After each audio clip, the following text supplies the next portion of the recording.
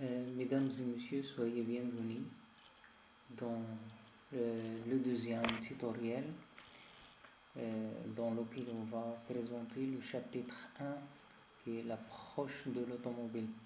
On va présenter la première leçon, connaissance de l'automobile, et la leçon 2, le ensemble de l'automobile, leçon 3 et le châssis carrosserie.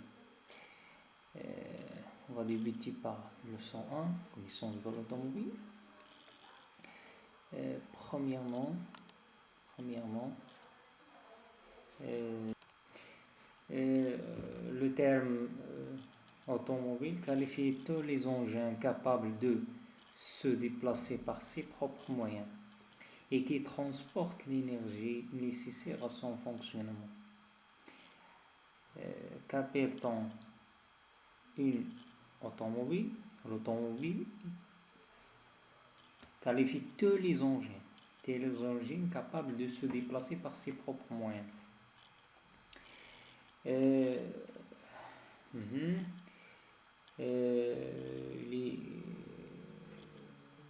est constitué par 3 parties principales. Les parties principales d'une automobile, on trouve le compartiment de motorisation, on trouve l'habitacle, on trouve aussi le compartiment de bagages.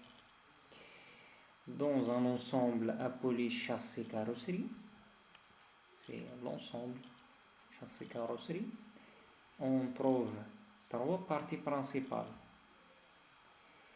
Un compartiment renferme le système de motorisation lié mécaniquement aux roues motrices et une cellule reçoit le conducteur et les passagers appelés l'habitacle, et aussi un compartiment à bagages. Voilà, comme on voit dans cette illustration.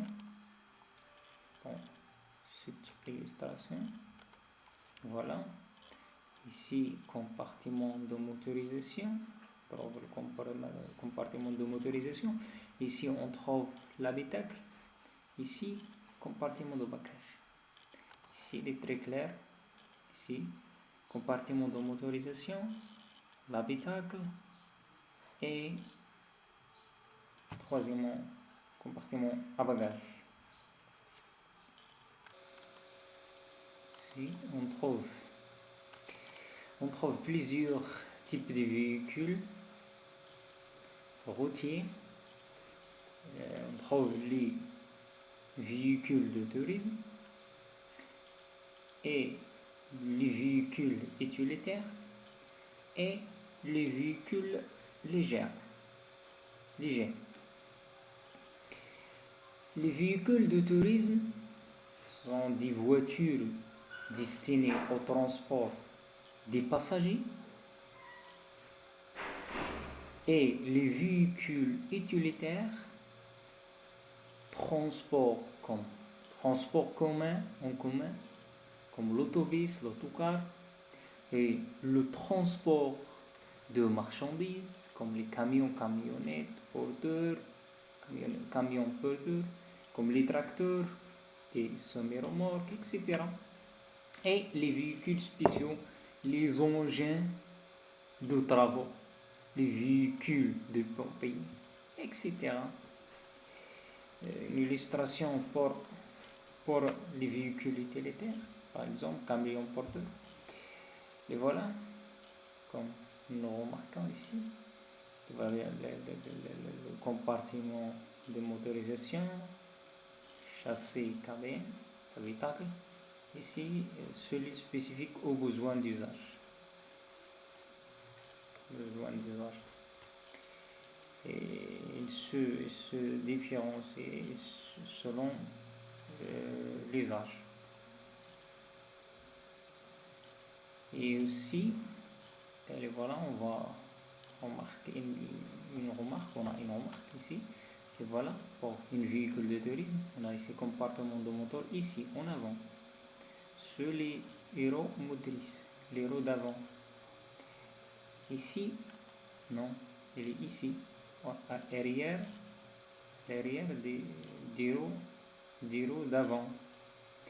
On appelle les roues motrices. Les roues motrices sont les roues qui sont couplées, avec système de motorisation, ou ils sont couplés avec le moteur. Ici, comme nous voyons, voilà, système de motorisation, compartiment de motorisation ici, et voilà comme ça, l'habitacle pour les voitures de tourisme, l'habitacle ici au milieu. Regardez ici, l'habitacle en avant, etc. Mais, voilà. On passe pour les véhicules légers. On trouve on les classe selon les roues, le nombre de roues. Il y a des véhicules légers qui ont 2 roues. On trouve les cyclomoteurs, les motocycles, les 3 roues pour 3 triporteurs et 4 roues. On trouve les voiturettes, les quads. Et voilà, dans la troisième illustration, comme nous voyons, véhicule léger, motocycle. Ici, compartiment motorisation ici, compartiment de motorisation ici. Et voilà le pilote et passager. Donc, ici, le compartiment bagage. Il y a une différence entre 3 selon l'usage.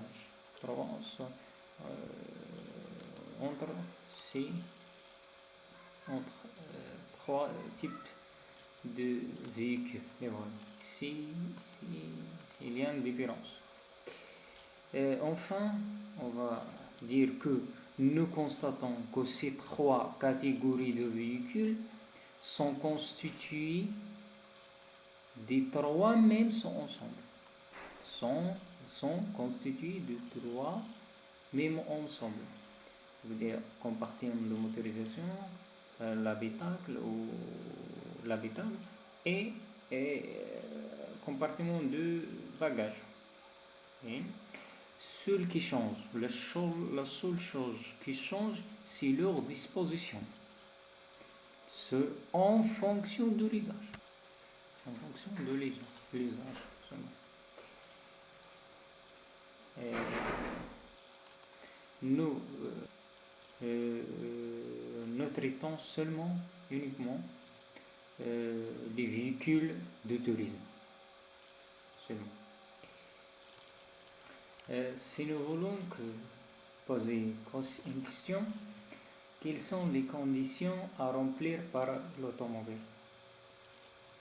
Parmi les conditions à remplir, on peut citer transporter, protéger, s'arrêter, conserver la trajectoire, rester fiable, consommer peu, polluer le moins possible, posséder une ligne esthétique, transporter les passagers et les marchandises avec un confort suffisant afin de limiter leur fatigue, et protéger mieux les occupants en cas de choc, atteindre des vitesses et accélérations suffisantes dans des limites du code de la route,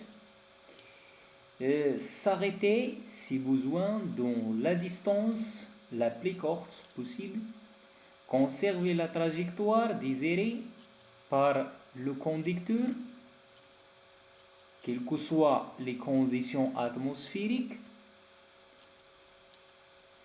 rester fiable dans le temps, consommer peu d'énergie, polluer l'atmosphère le moins possible, posséder une ligne qui prenne en compte l'esthétique contemporaine et les critères de consommation et de rapport masse et puissance. On continuera dans la prochaine vidéo. Adios.